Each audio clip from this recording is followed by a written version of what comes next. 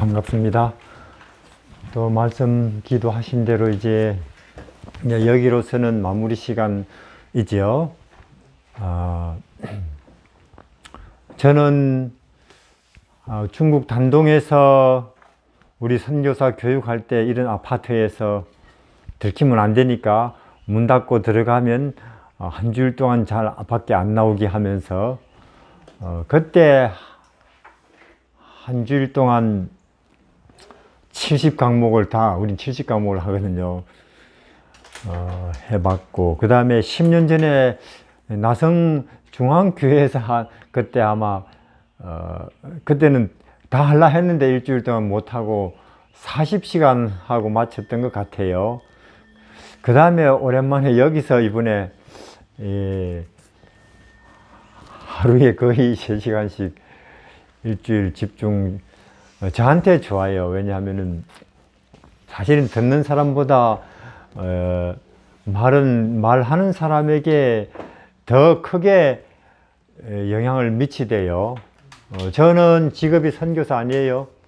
그러니까 끊임없이 북한 사람들, 또 무슬림 공산주의자, 천국이 있습니다, 예수님이 계십니다, 새하늘 새 땅, 우리 여기는 나그네입니다, 더 나아가서는 이 책에 보니까 여기는 지옥이랍니다, 우리는 하늘에 갈 겁니다. 그 말을 정말로 많이 하고 반복하는 게 제 직업이에요. 그러다 보니 제가 그렇게 말을 계속 하다 보니 저는 제 말에 제가 세뇌가 돼 가지고 지금은 뭐 분명히 믿죠. 그런 것들을 자다가 일어나도 믿고 있어요, 이게.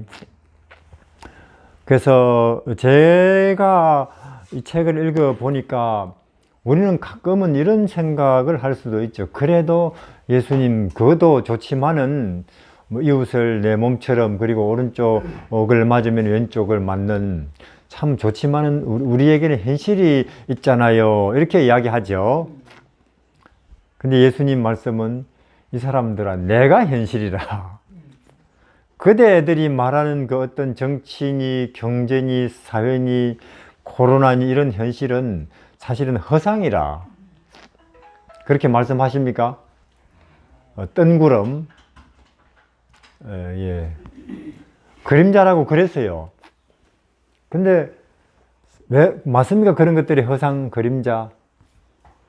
솔로몬이 다 해보고는 내 평생을 뜬구름 잡히지도 않는 걸 잡으려고 하다가 청춘을, 중년을, 노년을 낭비해버렸다 하는 책이 무슨 책이에요?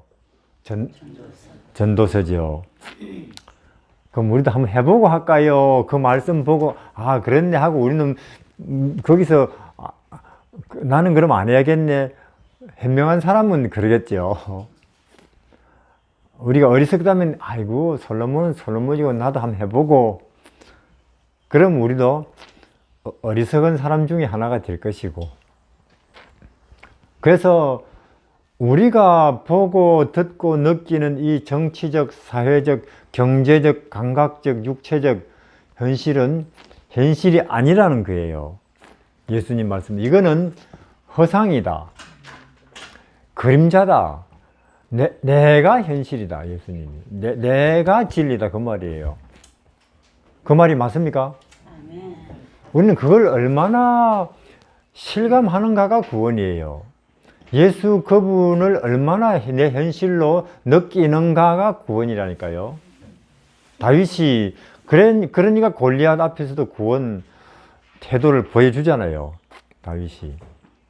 다니엘이나 또 다니엘의 세 친구들도 분명히 그 예수 그리스도, 하늘이 무너져도 땅이 꺼져도 솟아날 하늘과 땅보다 더 크신 분이 있다, 그 말이죠. 그분을 꼼짝없이 현실로 그들은 모시고 있기 때문에 그들은 그런 태도가 나오는 거예요, 이게. 그래서 우리는 그러나 이 감각이나 또 느끼는 것이나 이 듣는 것에, 보는 것에 너무나 길들어져 있어요. 개처럼, 닭처럼. 그래서 얼마나 우리가 보이지 않는 예수 그리스도 그분을 살리는 것은 영이라고 보이는 게 아니고, 그러니까 나를 오늘도 내일도 앞으로도 참말로 위로하고 마음을 기쁘게 하고 또 어둠을 이기게 하는 것은 영이라는 거예요. 육이 아니고. 그게 보이는 것은 또 잠깐이고, 그렇죠. 보이지 않는 것이 영원하다는 거죠. 그러니까 우리는 예수를 누구로 받아들여야 되느냐 하면은, 마귀는 거짓의 압이라고 했어요. 들어보셨어요? 거짓으로 이 세상 운영권을 아담한테서 빼앗았어요. 사기쳐가지고. 그리고는 이 세상을 거짓으로 돌리고 있다, 그 말이에요. 거짓으로. 언제나 정치도 경제도 사회도 거짓으로 이 세상을 운영하고 있는 거예요. 월가 이런 거 거짓입니다. 주식, 주가가 막 하늘로 치솟는다, 거짓입니다. 뜬구름. 하나님이 말씀하시는 경제는 현물이에요. 그런 것들은 막 몇 10억 몇적 종이에 저들끼리 그냥 매기고, 우리 이거 얼마짜리라고 우리가 치자 어릴 때 소꿉놀이 했죠. 그거 다 그런 거예요. 뭐 아마존이라 하기도 하고 애플이라고 하기도 하면 사실은 그런 거니까 요한계시록 17장 18장에 보면 그게 현물이라면 한순간에 와르르 무너지진 않습니다. 근데 계시록에 보면 이 세상 시스템이 거기 일순간에, 한날에 일시에 무너진다, 그런 말이 계속 나오죠. 그럼 사람은 멘붕되고 그런 날이 옵니다, 반드시. 그래서 우리는 여기 와서 현물, 땅, 우리 몸에 직접 와 닿는 거, 이 현물 실제 경제로 돌아가야 돼요. 그러니까 지금 내 은행에 얼마 있습니다, 예언이 맞다면 그런 거다 종이 조각, 아무 쓸모없는 날이 온다니까요. 그 날이, 그것도 갑자기 온다니까요. 그래서 미리 현물로 나 땅에 심고 거두고 그것도 있어야 되고, 그 다음에 그거 있으면 되나요? 몸도 준비돼야 되고. 이거는 그냥 되는 게 아니에요. 마음만 먹으면 내 농부 됩니까? 제가 마음만 먹으면 교수님처럼 피아노 치겠어요? 세월이. 그러니까 신앙은 재림이라는 것이 사건으로 오기 때문에 그 준비도 현실적인 게 있다는 거죠. 우리는 그냥 휴거처럼, 휴거처럼 관념적으로 생각 안 해요. 그러니까 어디에 있든지 네가 예수만 똑바로 잘 믿으면 된다, 이런 것은 기만입니다. 마치 노아 홍수가 그것이 역사적 사건으로 왔습니까? 그 관념 아니에요. 홍수도 관념 아니고 그 홍수에 배 띄우는 것도 관념 아니에요. 실제로. 그렇기 때문에 재림도 역사적 사건으로 분명히 올 것이고, 그 사건이 이렇게 올 테니까 그전에는 이러이러한 세상이 이렇게 혼란으로 갈 테니까 거기에 대한 준비는 이래야 된다 하는 게 요한계시록이죠. 근데 요한계시록은 어려운 책이니까 펴서 보지 마, 그런 이야기를 기독교인들이 한다니까요. 펴서 보지 마. 그는 마귀가 말하는 거예요. 자, 계시록 1장이 이렇게 시작합니다. 이 책에 있는 말씀을 읽는 자와, 읽으라는 거예요. 그 다음에 듣는 자와 깨달으라는 거예요. 그 다음에 그것을 읽고 깨달아서 그대로 하는 자가 복이.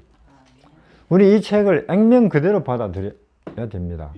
그렇지 않은 사람들은 평생 믿었는데 꽝이네 하고 울면서 일을 가는 것이 있을 것입니다. 이게 우리는 적어도 우리가 택한 길에서는 실패하지 말아야 됩니다. 이해하시겠죠? 축구 못해도 돼요. 왜? 축구 선수 아니거든요. 저 같은 사람은 수학 못해도 돼요. 수학자 아니거든요. 저 같은 사람은 음악가 아니거든요. 그러나 저 같은 사람은 선교사, 여기에서는 실패하지 말아야 됩니다. 적어도 우리가 택한 길에서는. 마찬가지로 우리가 하늘 가는 백성입니까? 여기서는 적어도 실패하지 말아야 돼. 경제에는 실패, 학교 성적은 별로 안 좋고, 좋은 직장 잡는 일에도, 심지어 결혼에도 실패할 수 있어요. 근데 하늘 가는 길에서는 실패하지 말아야 됩니다. 농사 못 짓는 농부 한심한 사람이에요. 수학 못하는 수학 선생 한심한 사람이에요. 예수님을 따르는 사람이 세상 이런저런 그 현실에 자꾸 한심한 사람이에요. 그래서 분명한 건 재림은 분명히 역사적 사건으로 올 것입니다. 그렇기 때문에 그 준비와 그 길도 상당히 많은 현실적 부분이 있는데 현물이에요. 그냥 은행에 얼마, 액수, 종이에 얼마 이런 거 아닙니다. 이게 지금 얼마짜리로 가치가 매겨져 있지. 그게 주식이든 부동산이든 그건 아무 가치가 없어질 날이 곧 옵니다. 우리는 그 역사, 베네수엘라에서 그거 보는 거예요. 거기 빵 하나 살려면 돈 요만큼 싸가지고 2차 대전에 독일의 마르크화, 아예 뭐 도배하는 게 낫지. 도배지 사는 것보다도 돈을 바르는 게 더 낫다니까요. 그런 날이 곧 온다니까요. 경제가. 이거는 허상이고. 그래서 여기서 이러한 준비는 참으로 현명한 거예요. 현명한. 그렇지 않았다가는 나중에 피눈물을 쏟을 겁니다. 왜? 어느 시대나 선지자와 예수님의 권면을 액면 그대로 안 믿고 대충 하던 사람들은 비참해야 돼. 예루살렘에서 애기 잡아먹었다니까요. 예루살렘 성이 포위되는 것을 보거든. 거룩한 땅에 독수리 독일 군대에 로마의 군기가 서거든. 빠져나가라. 어디에 있든지 뭐 예루살렘 성 안에 있어도 내가 마음만 하나님 바르면 돼. 그러나 그 안에 포위되어 있던 사람들은 역사에서 보면은 오늘은 네 자식, 내일은 내 자식, 이래, 그 맞아요. 그럼 실제로 사람 잡아먹었을까? 제 북한 친구들 말이, 북한은 김일성이 94년도에 죽었어요. 그러면서 동유럽이 무너졌고, 김일성 살아있을 때는 김일성은 중국에서 소련에서 동유럽 원조를 잘 받아가지고 국민들을 잘 먹였대요. 그래서 북한 사람들이 김일성을 그냥 김일성 하는 게 아니에요. 70년대 초반까지만 해도 우리보다 나았어요. 명태를 그냥 뭐 집집마다 한 푸대씩 나눠줬다는 게 명태를. 그들 말이 넉넉하지는 않아도 우리는 참말로 천국처럼 살았다. 왜? 모든 게 무료니까. 교육비 무료, 병원비 무료, 생활비 무료 다 나오고 아무것도 걱정할 거 없는 70년대 초반까지만 해도 북한은 그랬어요. 근데 점점 밀리고 그 당시 저거는 명태 먹고 남아가지고 말리고 그랬대요. 온통. 희한하게 그쪽 원산 아파트에 명태도 많이 잡히고. 근데 이 김일성 죽으면서 고르바초프라는 사람이 이제는 자유다. 꼭 우리 소련말 안 들어도 된다. 뭐 동유럽부터 착착 동유럽처럼 공산권이 붕괴되고, 그러니까 김일성 죽고 김정일 씨는 자존심만 세우지 국민들 생각 안 하는 사람이거든요. 김정일 씨도 지금 그래요. 그러면서 흉년 오고 고난의 행군 먹을 게 없는 거예요. 가만 앉아서 200만 명이 굶어 죽었답니다. 왜냐하면 이들에게 있어서는 그런 세월을 살다 보니까 내가 스스로 내 살도리를 하는 것은 우리 안식일 교인이 마치 안식일에 돼지고기 차려놓고 먹는 것만큼이나 이질스러운 거예요, 그들은. 그렇게 늘 나라가 주는 대로만, 지시하는 대로만 살던 그들에게 내가 뭔가 내 살도리를 해야 안 되겠나, 우리가. 그게 너무나 그것은 그들이 이단적인 거예요. 그래서 가만 앉아 있다가 200만 명이 굶어 죽었다니까요. 그것도 고지식하고 정직한 사람들이. 정부에서 주겠지 하고. 헐걸 먹고. 이성철 씨라고 해령에서 나온 친구 말이 어느 날 여름에 옆집에서 굴뚝에 연기 나더래요. 아무것도 끓일 거 없는데 왜 저렇게 불을 떼지? 더운 여름에. 가보니까 큰 솥에 끓고 있고 물이 뚜껑 열어보니까 자기 딸을 삶고 있는 거예요. 왜 이런 짓을 하는가? 이게 내 딸이 아니고 개가 왔다 갔다 하길래 때려잡아 넣었다는 거예요. 굶다 보니까 돌아버린 거예요. 맨정신으로 그래 하겠어요. 여기도. 사람이 굶다 보면 돌아버린다니까 이게. 그러니까 물론 맨정신으로는 그래 안 합니다. 뭐 서로 배반하고 고발하고 친구를. 그냥 굶다 보면 사람이 미친다니까요. 우리도 참말로 현실적인 준비를 안 해놓으면은 이렇게 현물 경제죠. 내 자식이 배고프다고 빽빽 우는데 그래 어쩔 수 없이 펴봤자 견디다가 수많은 사람들이 그래 할 것입니다. 수많은 사람들이. 그러니까 제 말은 아이고 불편한데 꼭 이리 해야 되나 이게 아니고 살고 싶다면 그래야 된다 그 말이에요. 제 말은. 우리가 아직 배가 불러서 그런데 살고 싶다면은 역사에서 성경 역사에서는 수없이 그걸 꼭 그거 뭐 배 만들어야 되나 비가 와본 적도 없는데 그러나 홍수는 왔어요. 역사적 사건으로. 우리는 그걸 믿죠. 재림도 그럴 것입니다. 그래서 그것이 이렇게 올 테니까 세상이 이렇게 앞으로 혼란스러워지고 오염되고 사람들이 이상하게 되고 성령이 떠나면 사람들이 짐승처럼 될 거니까 그들 가운데 있다가는 그대가 찢겨 죽는다. 성령이 떠나면 사람이 짐승되죠. 인간이 아직도 인간 구실을 하는 것은 아직도 그래도 성령께서 통제와 관리하고 있기 때문입니다. 그러나 이것이 어느 날은 떠나게 되면 머리 좋은 짐승은 더 무섭잖아요. 이건 더 무시무시한 거예요. 이렇게 된다는 게 지금 보면은 이 인간성에 있어서 굉장히 위태로워져 가. 한국 가보면요.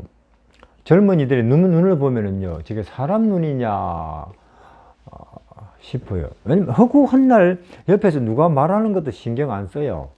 아이들이. 그냥 손바닥만 들여다보고 차를 타도 밥을 먹어도 집안 식구들이 있은 인종이 다른 새로운 인종이 나타났구나 싶어요. 다시 말해서 여기 하나님과 교통할 수 있는 전두엽이 실제 이거는 망가져 버린 거예요. 이게 이 자체가 마비되는 거예요. 알아듣지 못해요. 봐도 못 느낀다는 거예요. 짐승처럼 돼갑니다 지금. 그러니까 이것은 나나 내 자녀가 그게 아니고 이건 생존이 걸린 문제입니다. 나를 지킬 수 있을까? 우리 인간성을 제대로 계속 우리는 유지할 수 있을까? 그런 문제죠. 이건 위기입니다. 그래서 우리가 이런 장소를 만들고 이런 모임을 가지고 이런 생활을 점점 만들어가는 것은 그야말로 필사적으로 살겠다고 하는 몸부림이에요. 비 올 텐데 비 올 때까지 이 방주를 완성 못하면 어떻게 하냐 하고 빨리빨리 목재를 구하고 재단을 하고 또 망치질을 하고 하늘에 혹시 구름 빨리 초조하지요. 이런 심정이 돼야 되는데 우리가 이 인간은 참 얼마나 보이는 것에 자꾸 집착돼 가지고 이런 보이지 않는 영적 위기, 인간성이 말살되고 있는 이걸 실감해야 됩니다. 이 마귀는 아담에게서 사기로 이 지구 운영권을 빼앗아 온 이후로 사기로 어느 시대나 잡아 돌립니다. 그리고는 우리 인생들이 죽을 때 사기당했네. 그때 알면 늦었죠. 솔로몬이 다 죽을 때 돼서 내 사기당했습니다. 당신들은 나처럼 사기당하지 마세요. 글이라도 써놓고 가야지. 간증. 그게 전도사 아닙니까? 그러니까 우리는 참말로 예수님을 이 마귀가 거짓과 허위로 운영하는 이 어둠의 세계, 사망의 세계에 한 줄기 하늘로부터 들어온 진실, 진리라고 그걸 믿어야 돼. 그리고는 붙잡아야 되는 그걸. 다른 정치를 봐도 경제를 봐도 사회를 봐도 심지어 종교 세계를 들여다봐도 다 허위와 거짓으로 그 영은 없고 그 예수는 누구냐?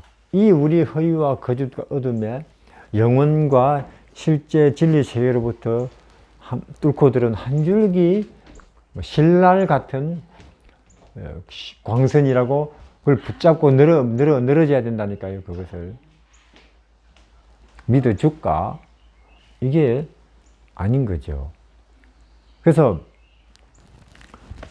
저는 이번에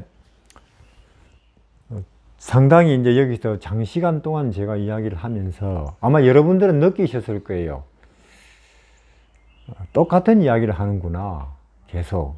예, 저는 똑같은 이야기를 하고 있습니다. 계속 어떻게든지 예수 그리스도를 실제로 진리로 생명으로 음식으로 마치 우리 몸의 음식이듯이 몸의 옷이듯이 몸의 물이듯이 그분은 우리 영의 세계에 있어서 계속 먹어야 될, 숨 쉬어야 될, 입고 다녀야 할 존재입니다 하는 걸 설명하기 위해서 온갖 이야기를 뭐 소금이라고도 해보고 혹은 뭐 헌신이라고도 해보고 그림도 그려보고 뭐 예수님은 음식이라고도 해보고 그 온갖 방법을 다 동원해서 그런 이야기를 하고 있구나 하는 걸 느끼셨을 거예요.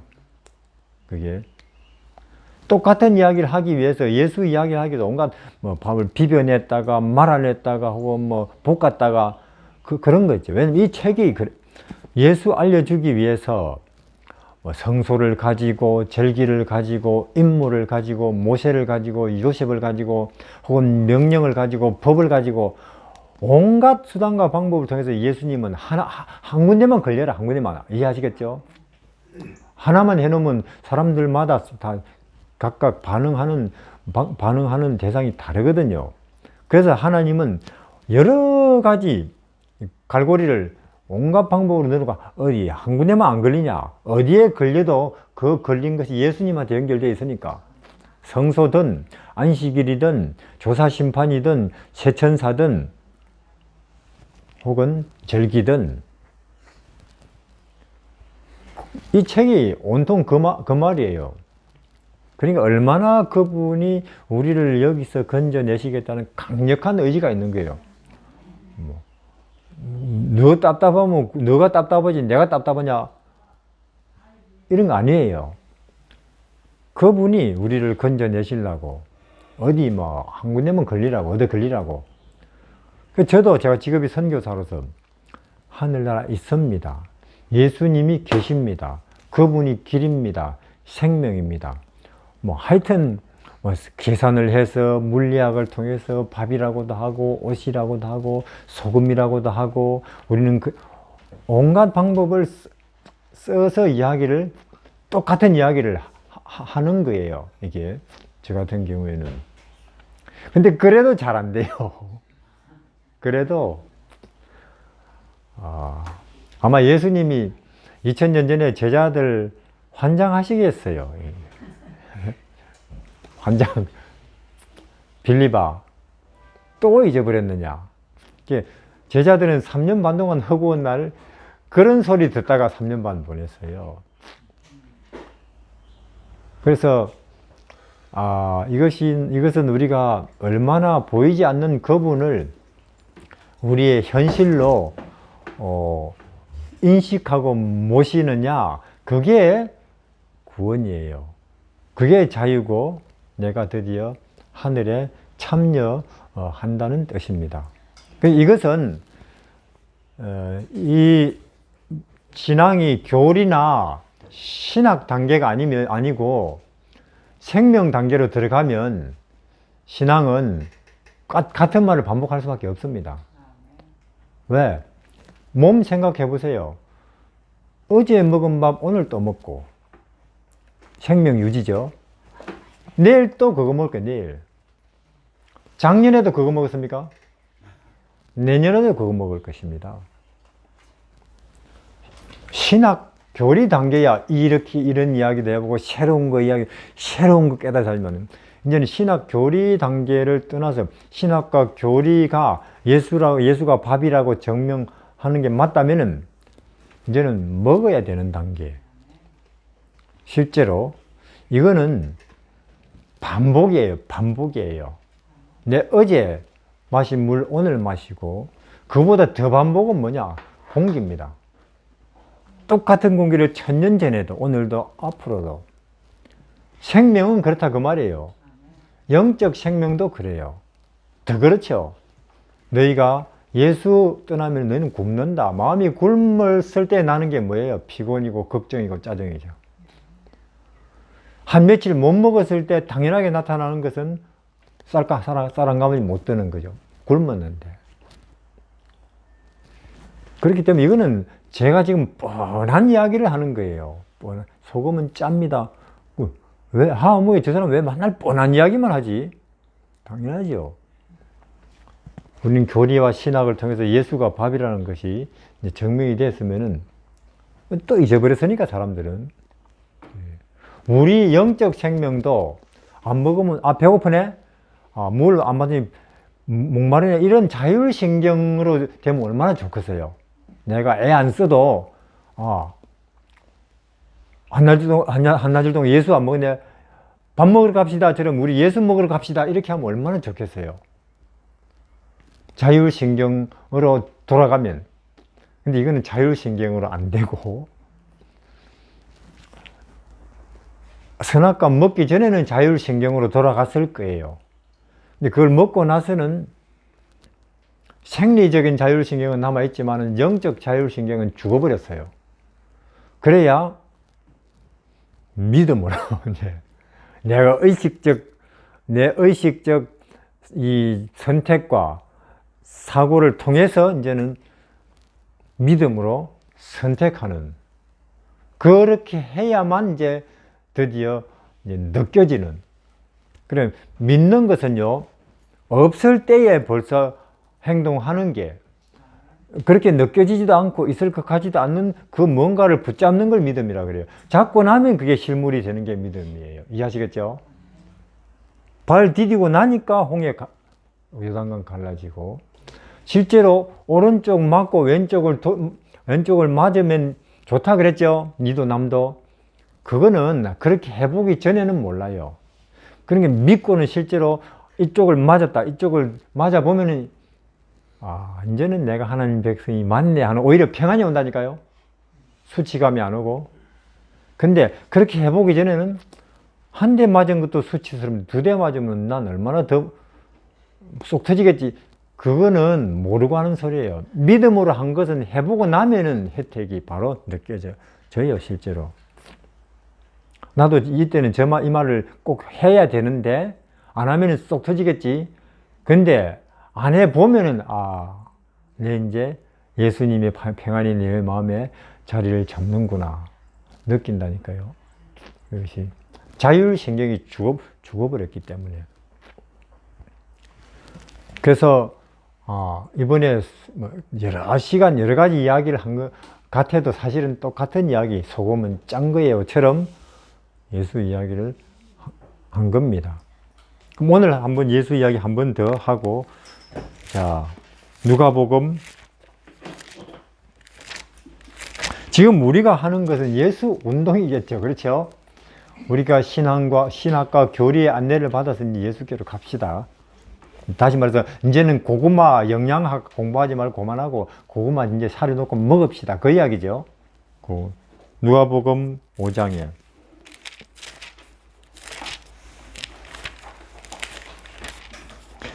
우리 많은 기독교인들이 영양실조 상태일 거예요. 하도 영양학은 공부 많이 했는데 고구마는 못 먹어가지고.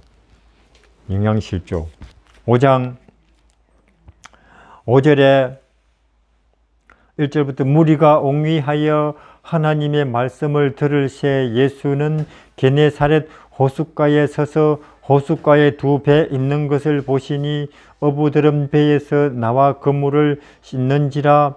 예수께서 한 배에 오르시니 그 배는 시몬의 배라.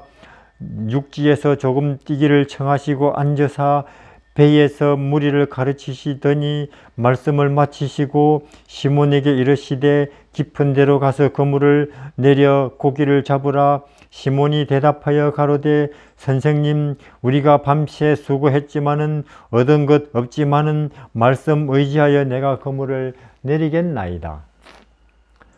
이제 이것은 아시다시피 해변에서 부르시는 제자들 장면이죠. 맞습니까? 그러니까 이게 보면 하나님이 우리를 3번 부르시는 것 같아요.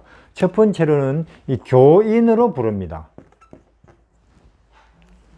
그렇죠? 예수님이 베드로를 부를 때 처음 만난 것은 안드레 소개받고 왔을 때 너는 베드로라. 이때는 교인으로. 두 번째는 제자로서 부르심. 세 번째는 목자로서 부르심. 교인으로 부를 때는 농사도 짓다가 장사도 하다가 가끔 가서 듣고 병 고친다 그러면 돼요. 그렇죠? 근데 제자로서 부르심 받으면 마가복음에 항상 내 옆에 있게 하고 또 전도도 하게 하려 하사 12를 그리 돼 있죠. 이제 제자로서 부르심 받으면은 내일 하면서는 안 돼요. 따라가야 됩니다. 그분이 산에 가면 나도 산에, 길에 가면 나도 집에, 마태네 집에 식사 나도 거기. 딱 봤다가 예수님 어떻게 하시는지 또 내가 그걸 남한테도 하는 연습. 그게 제자입니다. 목자로서 부르심은 이제 예수님이 베드로 보고 부활하시는데 네가 나를 이제는 내가 누군지 알고 너는 어떤 인간인지 알고 나를 너는 사랑하느냐? 예, 이제는 내가 그렇다는 것을 예수님이 아시지요. 전에 같으면 그걸 말이라고 하십니까? 그랬겠죠. 변했어요. 우리도 그렇게 변하겠죠. 근데 변하는 과정도 그냥 변하는 게 아니고 수없이 자기가 자기에게 쓰디쓴 실망 반복하는 끝에, 그렇죠? 그때 예수님이 목자로서 베드로 보고 그럼 이제는 네가 내 양무리를 위해서 죽어라. 이게 이제 우리는 누구나 이 세 부르심을 받게 돼. 베드로를 3번 부르시는데, 자, 지금 여기는 앞으로 내가 너를 사람 낚는 어부가 되리라 이 부르시는 장면인데 제자로서 부르시는 두 번째 부르심인데, 자, 이제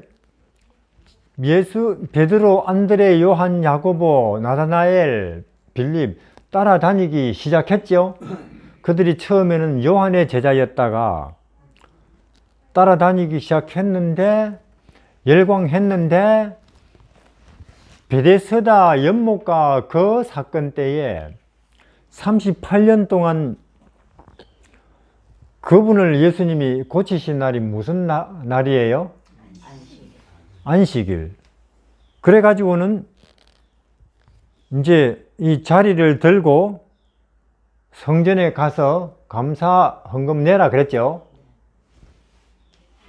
안식일에 자리를 들고, 그거는 그 당시 안식일 법에 보면 이거는 아주 나쁜 위반이죠. 왜 이런 짓을 이렇게 성전에 와서 나를 눈뜨게 하신 분이 그렇게, 나를 이렇게 고쳐주신 분이 그렇게 하라 했어요. 그가 누군데? 그때 이제 지도자들은 이제는 아주 좋은 건수를, 여태까지 증거가 없어가지고 저 사람을 고소하면 이제는 이런 것을 할 수 있는 사람은 누구밖에 없어요. 그들이 예수밖에 없다. 이제는 건수다. 예수가 그랬지 하니까 그건 난 모르겠어요. 하여튼 왜 사라져 버렸으니까. 그러고 있는데 예수님이 저기 와 계세요. 저분인데요. 그때 현장에서 잡힌 거예요. 예수님께서. 그럼 왜 예수님이 그렇게 될 줄 아시고도 자리를 들고 가라고 하셨느냐 하면, 예수님은 정식으로 그 당시 교회 지도자들하고, 그것도 공식적 자리, 성전이죠. 안식일 토론 내지는 논쟁을 한번 해보시고 싶으신 거예요. 거기서 그 유명한 안식일 논쟁이 벌어집니다. 왜 일하냐? 아버지께서 일하니까. 자, 안식일에, 예수님은 안식일의 주인입니까? 인자는 안식일의 주인입니다.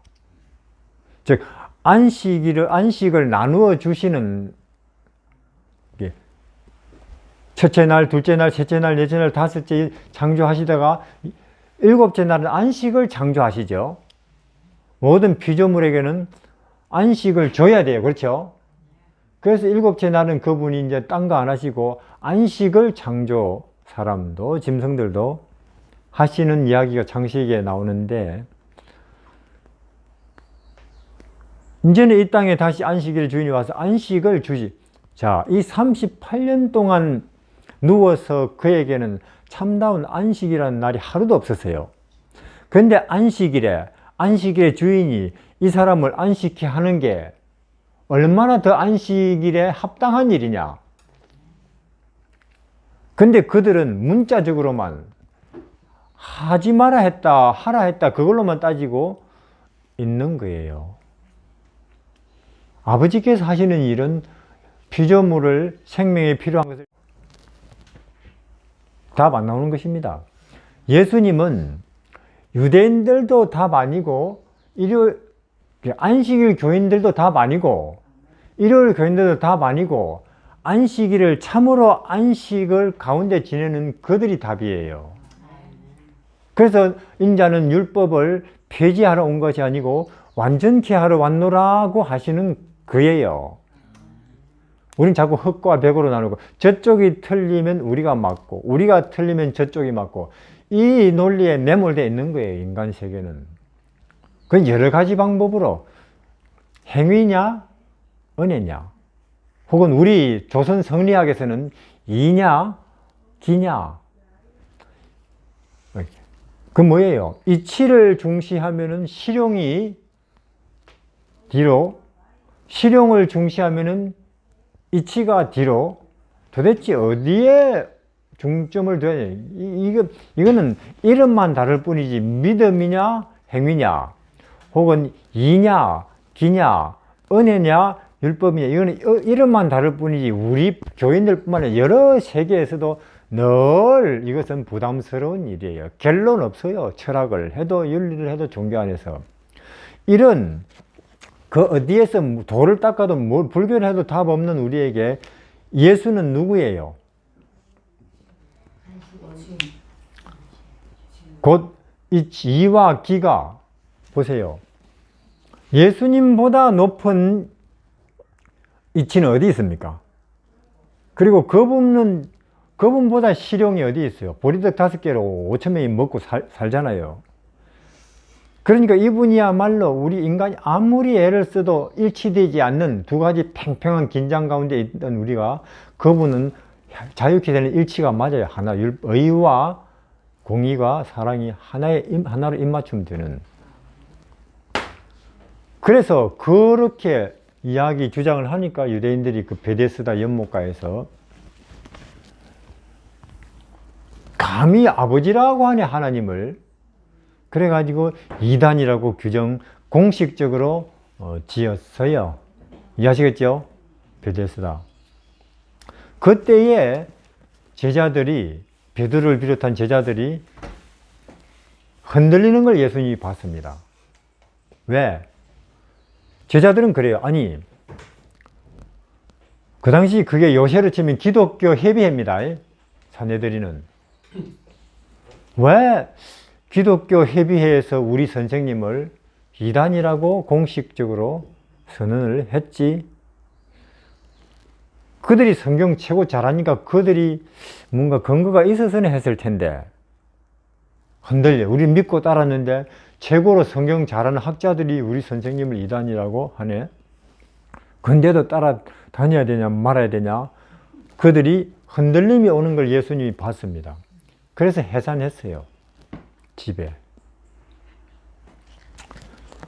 예수님 베드로 오래간만에 집에 왔죠. 집에 오니까 마누라가 바가지 긁고 있어요. 쌀떡이 바닥 벌써 드러났다고.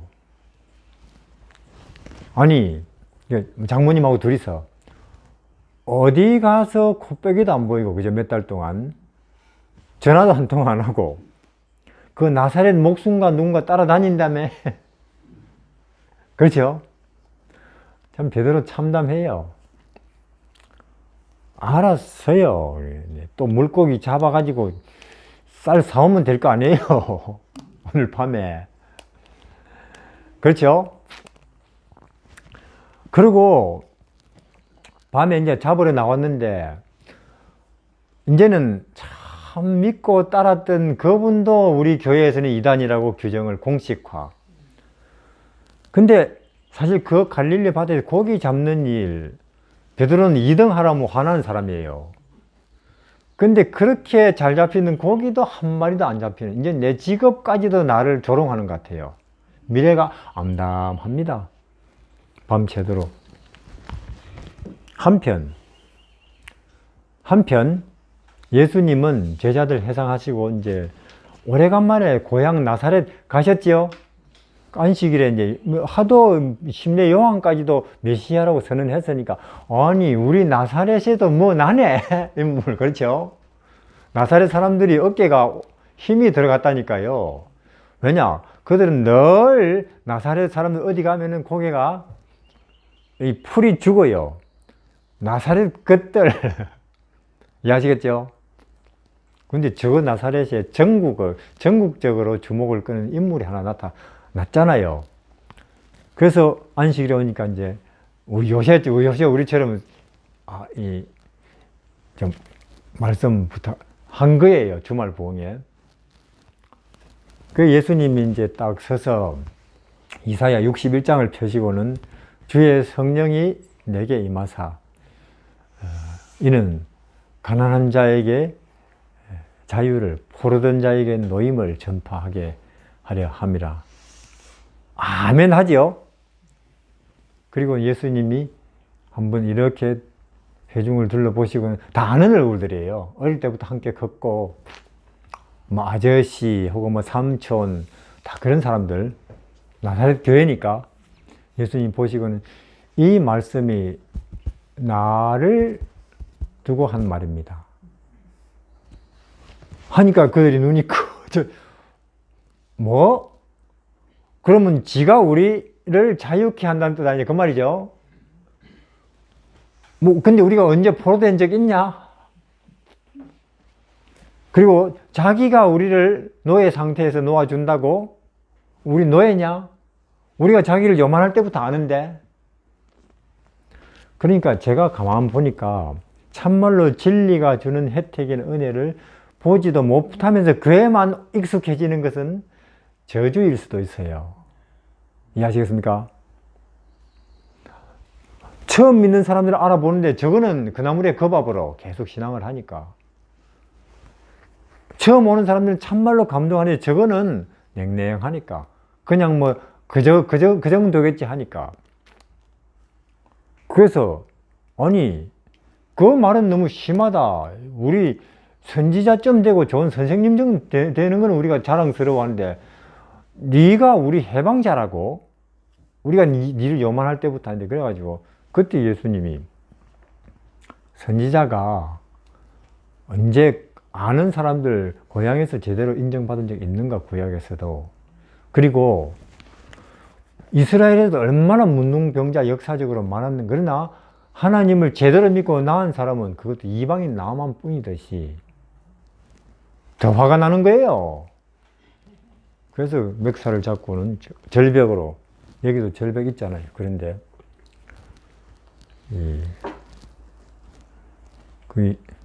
그때 이제 눈을 천사가 가렸죠.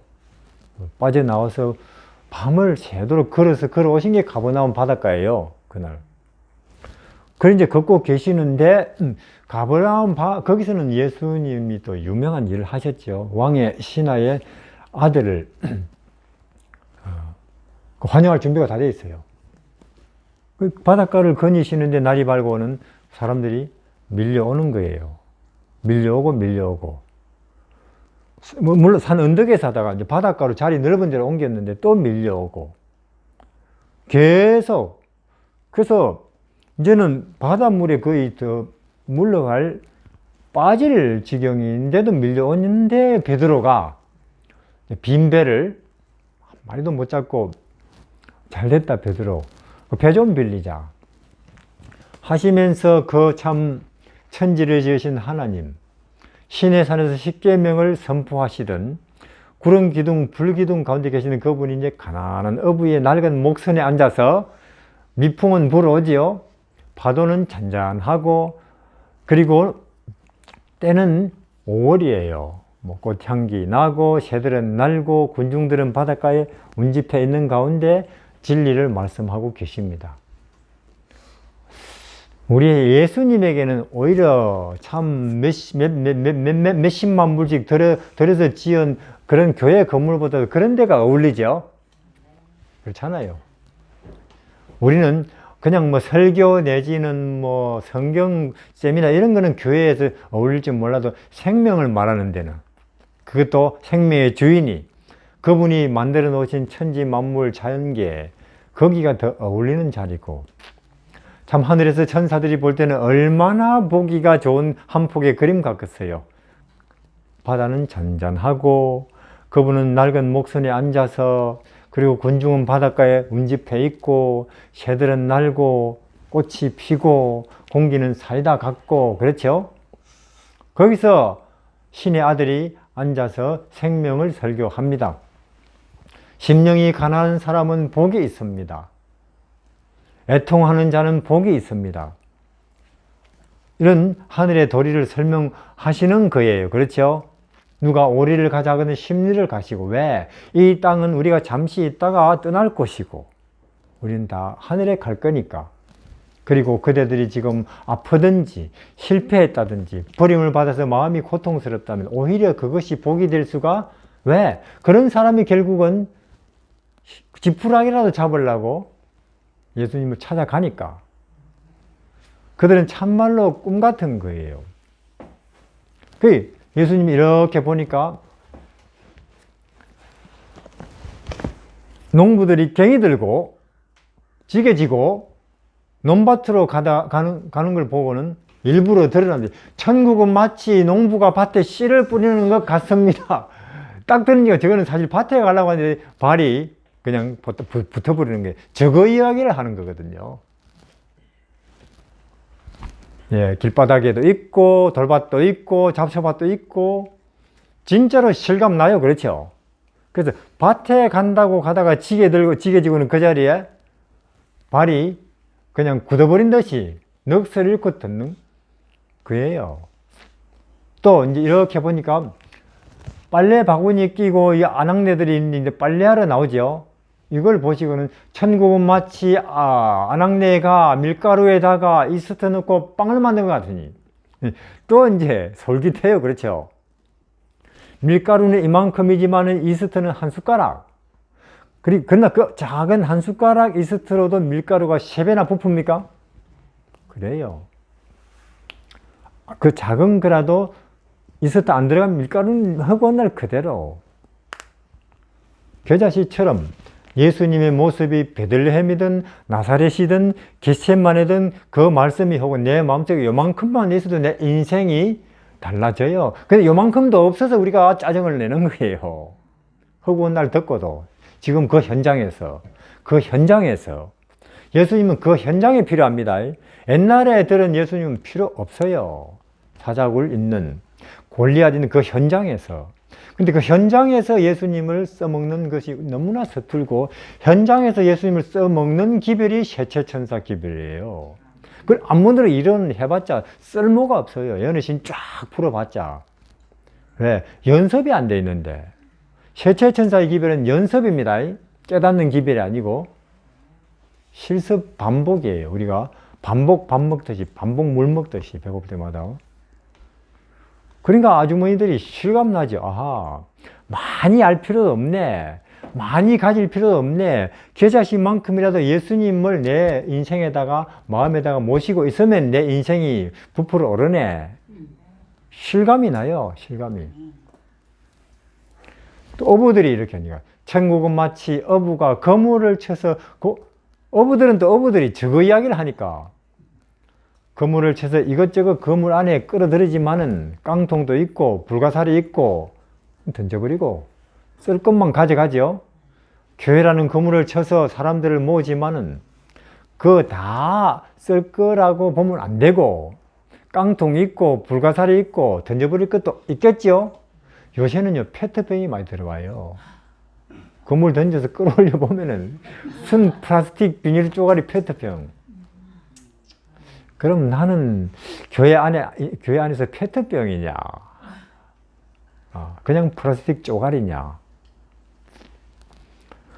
그러니까 이 사람들이 뭐 그냥 넋을 잃고, 우리가 여태 교회에 앉아서 허구한 날 듣던 거하고는 왜 이렇게 다를까? 저게 생명이 아니냐? 저게 진리 말하는 사람의 모습이고 태도 아니냐? 참말로 서기관들하고 다르다.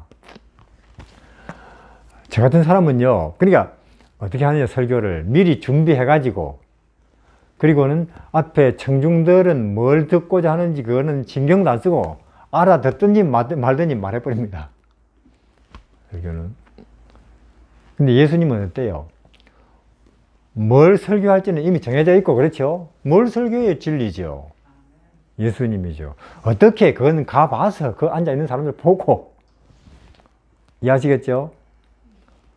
우리도 언젠가는 우리도 그렇게 할 수 있을 날이 오겠죠.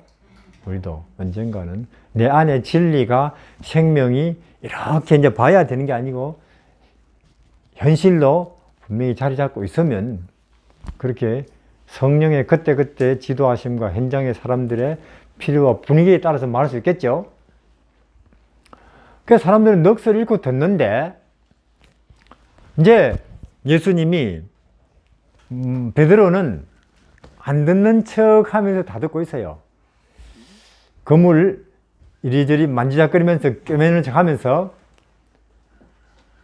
아니 저분 가르치고 말씀하시는 모든 것이 구구절절히 진리 맞는데 왜 우리 교회 지도자들은, 신학자들은 이단이라고 했을까? 복잡해요. 그 마음을 예수님이 다 책처럼 읽고 계십니다. 그리고는 이제, 자, 오늘은 여기까지니다 하고는 군중들 해산시키고 베드로 보고, 베드로 고기 한번 다시 한번 잡으라, 같이 잡아볼래? 그때 베드로가 병자 고치고 사람들에게 진리 가르치는 것은 선생님이 탁월하다는 것을 인정합니다. 그러나 이 바다에서 고기 잡는 것은 내가 벌건 낮에는 안 됩니다. 그물 던질 때 벌써 고기는 훤한 낮에 도망가 버립니다. 그래도 가자. 예, 내가 한때 선생님 했으니 하기는 하지요. 하고 그물을 깊은 데로 그러니까 베드로는 믿음으로 내렸을까요? 그냥 한번 해보기는 해보죠. 그런 마음으로 내렸을까요? 그런 것도 믿음이라고 쳐주십니다. 억지로 하는 것도 믿음이라고 쳐주시니까 억지로라도, 어떤 사람은 억지로 전도하는 거는 뭐 안 하는 것보다 아니라니까요. 억지로 남에게 친절, 사랑, 전도 베푸는 그것도 하나님은 쳐주신다니까요. 억지로. 베드로는요, 뭐 돌에 걸렸나 했어요. 안 올라오니까. 근데 막 툭툭 치는 게 고기예요. 잔뜩. 그럼 제가 묻겠습니다. 그때 왜 물고기들 거기 몰려 있었을까요? 하나님이 모여 있어 그랬으니까, 천지를 만드신 그분이. 그 물고기들은 뭐 좋은 게 생길란가 해서 모이는데 좋은 거는 그냥 거물이 내려와서는 이걸 일망타진이라 그래요. 그런 물고기들이 잡혀가지고는 뭐라고 말했을까요? 세상에 믿을 우리처럼 뭐 그렇게 안 했을 것 같아요. 물고기는 우리하고 틀리니까 이랬을 것 같아요. 야, 우리 잡혔네. 그럼 우리가 이거 다 왕창 잡혔는데 이 일 때문에 이 어부 베드로가 이 일로 인해서 제자 사도 베드로 되는 거 아니냐? 그럼 우리가 이거 우리 선교하는 거 아니냐? 그럼 우리 이거 우리 인생 아니지, 어생 정말로 가치 있는 거네. 실제로 우리는 이 허구한 날 돈도 있고, 진짜 자동차도 있고, 공부도 드립다 이렇게 많이 한 이 내 인생 가지고 몇 명이나 건져봤어요. 사람을 몇 명이나 영원한 세계로 이끌어 봤느냐 말이에요.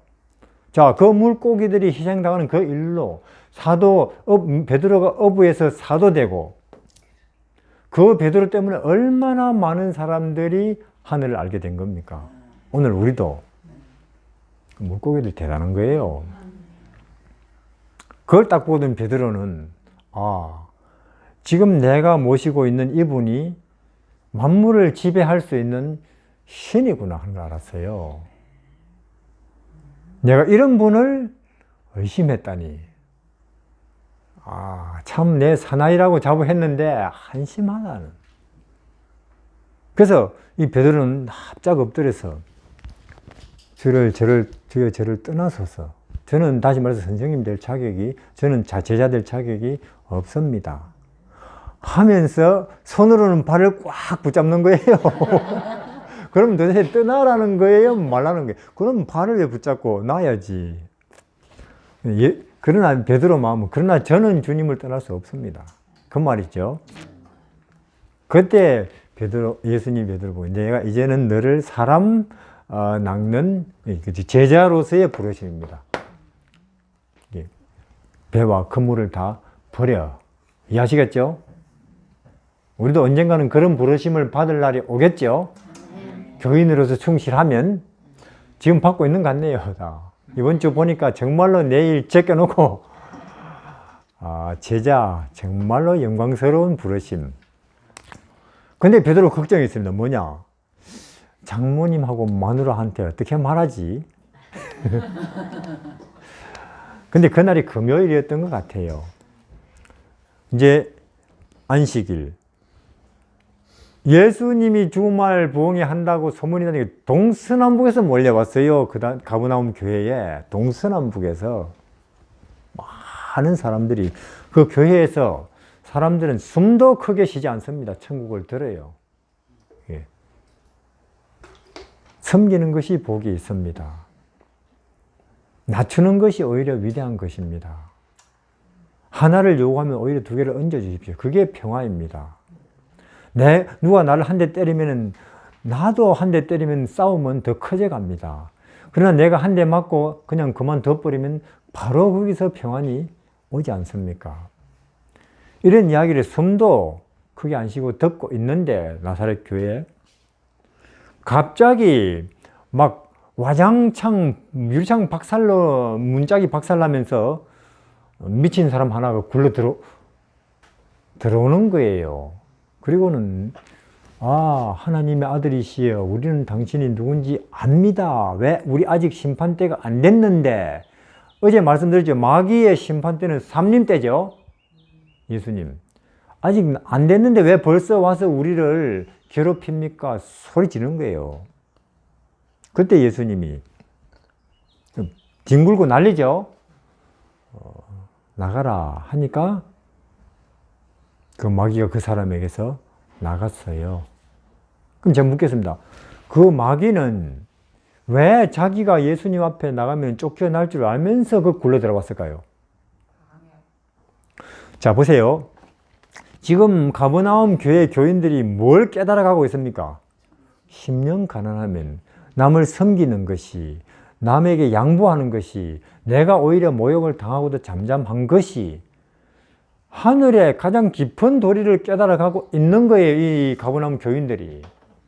이거는 미친 사람 하나 희생시키고 낳는 것보다 더 큰 위기예요. 마귀에게는. 그렇죠? 그래서 내가 미친 사람 하나, 내 포로 하나 희생시키는 것보다도 더 큰 위기네. 내 포로 하나를 희생시키고라도 이 분위기를 망쳐야지 하고 들어온 거예요. 이해하시겠죠? 그래서 예수님이 이제 잠잠하게 하니까 거기 앉아있던 교인들은 눈이 휘둥그레졌어요. 아니, 간단하게 정신병이 나버리네. 그 말이죠.